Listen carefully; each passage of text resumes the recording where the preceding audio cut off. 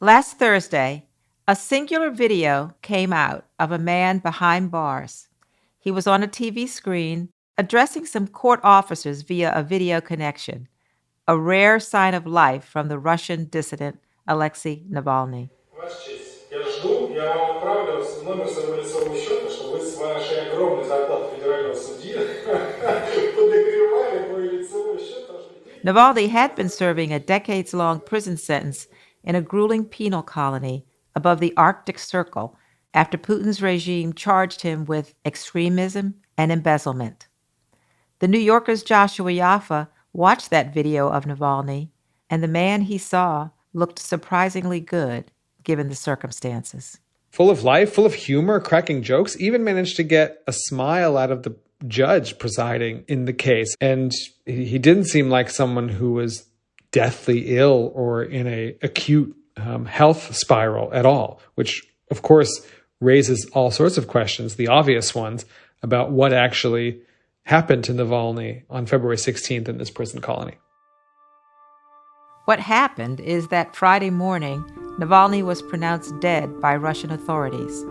The official story is that he fell ill suddenly while taking a walk and collapsed, and efforts to resuscitate him were unsuccessful. But Joshua says there's no way to know what really happened.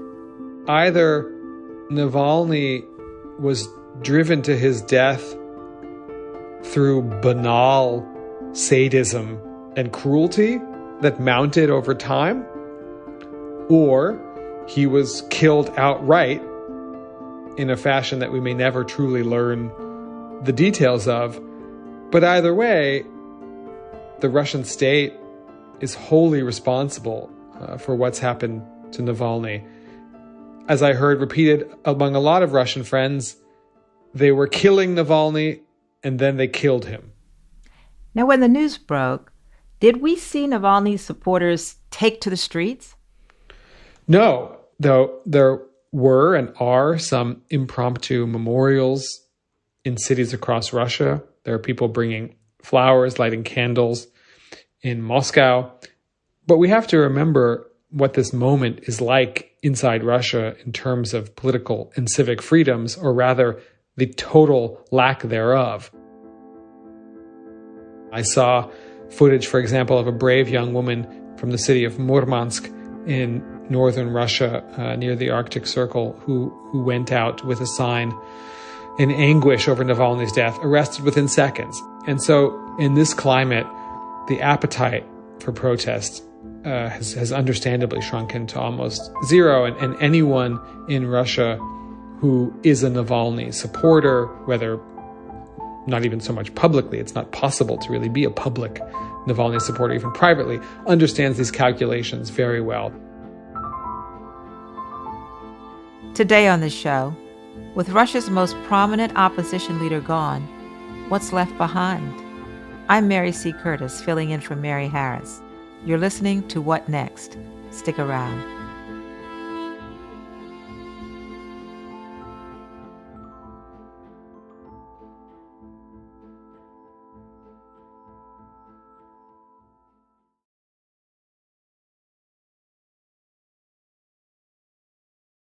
I asked Joshua Yaffa to tell me about how Alexei Navalny became a public figure in Russia in the first place. Well, Navalny emerged onto the scene more than a decade ago, first as an anti-corruption activist, someone who started out on the internet, where he published his own one-man investigations into corruption in Russian state corporations, and did so with detail. And this launched very quickly a political career. He was among the leading, if not the leading figures in a short-lived season of protest in 2011 and 2012 that sprung up around fraudulent parliamentary elections and Putin's return to the presidency in the spring of 2012. And from that moment on, he was clearly the most charismatic, popular, forceful, engaging figure in Russia's political opposition. Since we do not recognize the election, we will not recognize the election results. were quite clear that on March 5th, Putin will declare himself the president of Russia. In fact, he would call himself a czar and an emperor. We will not accept this, and we will continue to demand political reforms, new parliamentary elections. Not loved by everyone, but nearly everyone I spoke to over those years when I lived in Moscow who consider themselves sympathetic to opposition views, consider themselves a liberal, opposed to the Putin system.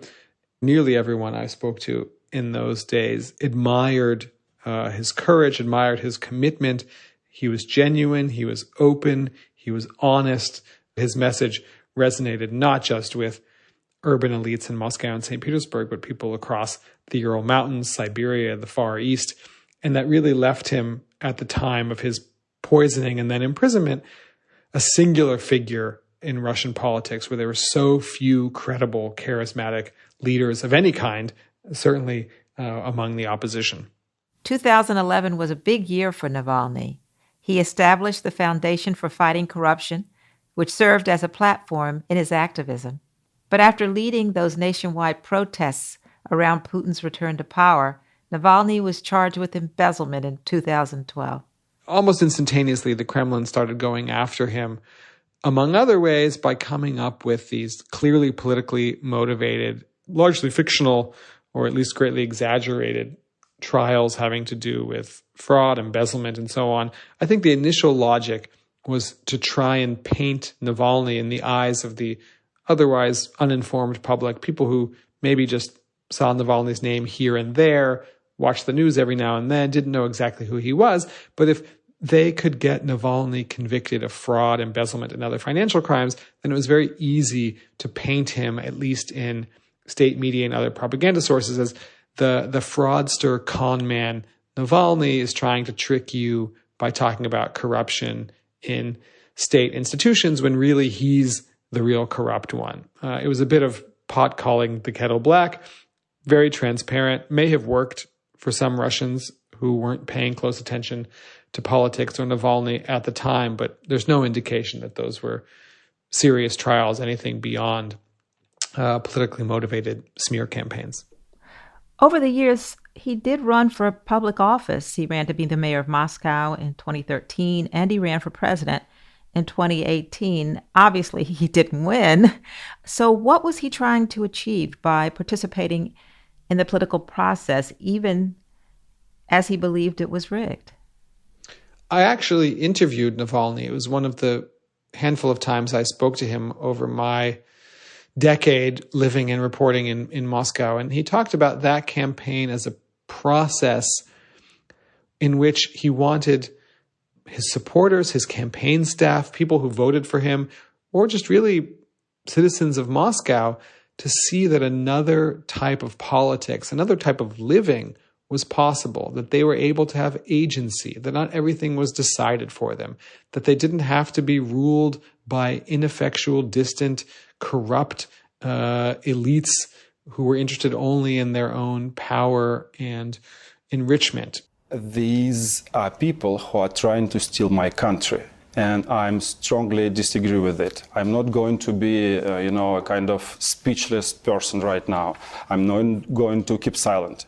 In 2018, when he was running for president, or was trying to run for president, he set out to open up all of these regional campaign offices across the country because he wanted to bring people into the political process, kind of teach them politics, not in a pedagogical or pedantic way, but to teach them through the act of doing, to create this habit, awareness among Russians across the country that they had agency if they wanted it, that there was another way of living that was possible, and that even if he didn't win these races, as I say, he was quite clear he most likely wouldn't, that would create a lasting legacy that could maybe turn into political change later.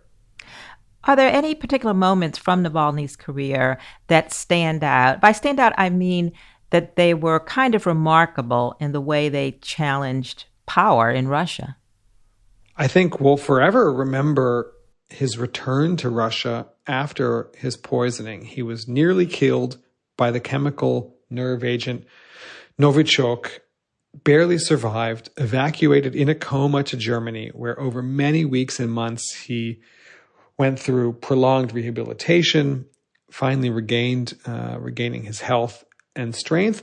And once he did, he expressed the commitment to return to Russia as soon as he could. And he did. And I think that is a remarkable moment. I'll remember this night when his plane landed from Berlin in Moscow.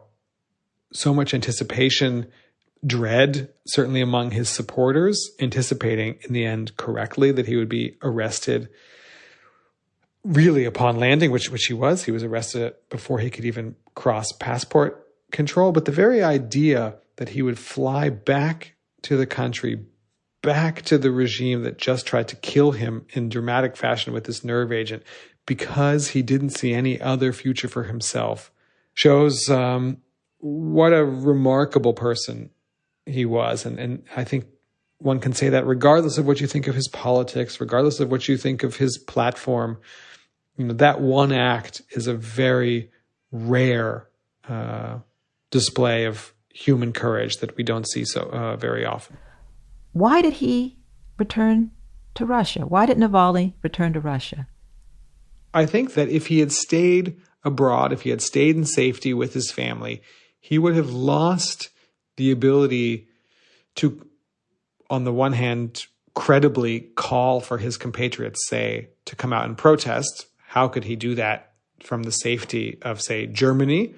I think he was wary of what had happened to others over the course of Russian history who stayed outside of Russia and tried to influence events inside Russia. There's not really a strong precedent for that. In fact, people tend to become instantly and quickly irrelevant when they're out of Russia, that you really have to be in the arena. But more than anything, I think he lived this idea that he spoke about often, which is to not be afraid.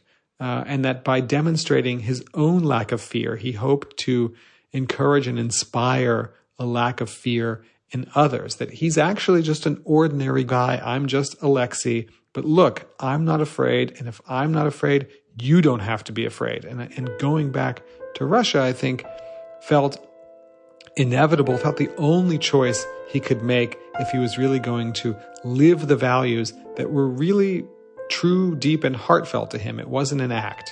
The belief in a different and better Russia was something he truly felt, and the belief that he didn't have to be afraid, that Putin was actually someone not worth being afraid of, was something he also deeply felt and wanted to live in his actions and demonstrate to his followers that this was, in fact, possible and accessible to them too. We'll be right back.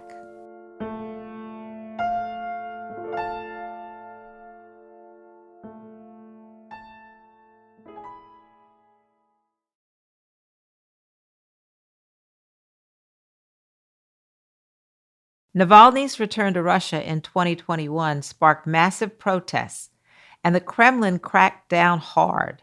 Thousands were arrested. Navalny was given a 2.5-year prison sentence, and his foundation for fighting corruption was barred by the government.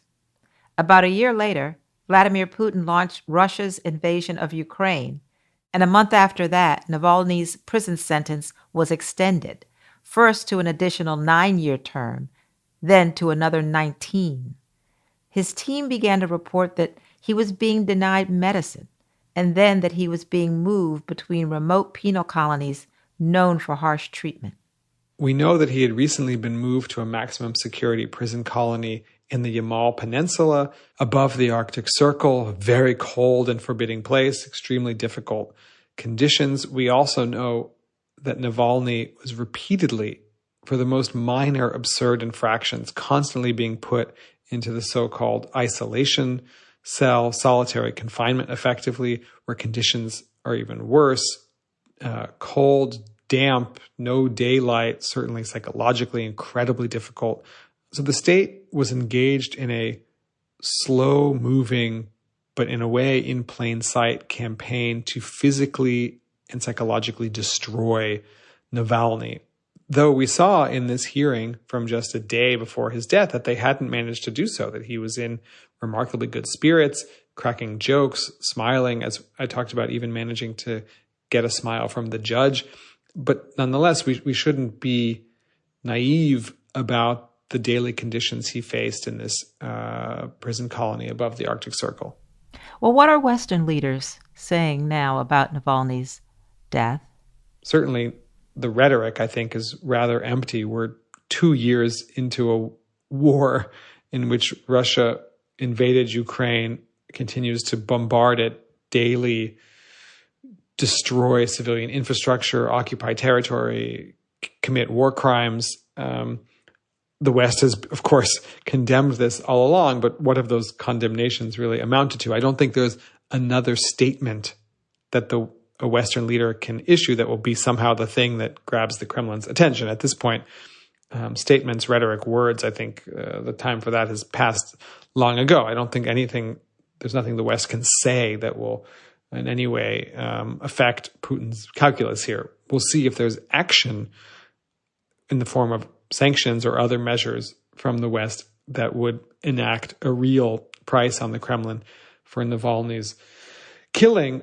But that said, the context of Ukraine is sobering. What sanctions are there really left for the West to enact? What more can the West really do to isolate or punish Russia that it hasn't so far? Well, Putin is about to coast to another re-election. What do you think Navalny's death says about Putin's grip on Russian society at this moment? That it's forever until it's no more. Much like the Soviet Union, which seemed like it was going to exist for all eternity, even with all of its internal weaknesses and contradictions, it then collapsed in a flash. The Putin system seems robust. It seems strong. We might wish otherwise, but it's survived 2 years of war, of sanctions, of incredible losses for Russia on the battlefield. It's managed to reorient its economy around the war effort. It's managed to turn the tide to a degree on the ground in Ukraine as we speak. But I think that Putin, actually more than at any point in the past 2 years, feels pretty secure. Whether he's right to do so is a separate question. But I think that he feels like he weathered actually the most uncertain and difficult immediate post-invasion period when things didn't go according to plan for Russia or for Putin. We need to remember that that Putin is paranoid about challenges to his political rule beyond what we might call rational. He's opposed to even the specter, to even the idea of an alternative. That alternative doesn't have to be credible. It doesn't have to pose a real, genuine, urgent threat to his rule. As frankly, I'm not sure Navalny did even at his heyday. I don't think that Navalny was really poised to defeat Putin necessarily at the ballot box, but it was more the idea that Navalny represented, the idea of an alternative, the idea of freedom of choice, the idea that Russian citizens might have some agency over their own political futures. All of that was so deeply threatening to Putin, well, that we saw how he chose to respond to that threat. Do you think Navalny succeeded at shifting Russians' view of Putin at all? I think that Navalny succeeded indeed of showing Russians, not all, I wouldn't know exactly how to measure it, but a sizable number, that they can challenge in whatever way. It doesn't mean marching headlong against the Kremlin and finding yourself in prison, but that Putin and the entire ruling edifice, that they're not inevitable or immutable, that they can be challenged, they can be made fun of, and that one can do that without fear, with dignity, with belief in one's own agency, and that is a legacy that I hope will live on. Russians deserve to think of themselves as people who have control over their own political and personal destinies. Thank you, Joshua Yaffa, for coming on What Next? Thanks for having me. Joshua Yaffa is a contributing writer at The New Yorker and the author of Between Two Fires. That's the show. If you're a fan of What Next, the best way to support our work is to join Slate Plus. Go to slate.com/whatnextplus to sign up. What Next is produced by Paige Osburn, Elena Schwartz, Rob Gunther, Anna Phillips, and Madeline Ducharme. We're led by Alicia Montgomery with a little help from Susan Matthews. Ben Richmond is the Senior Director of Podcast Operations here at Slate. And I'm Mary C. Curtis, columnist at Roll Call and host of its Equal Time podcast. Find me on Twitter. I'm at mcurtisnc3. Thanks for listening. Talk to you soon.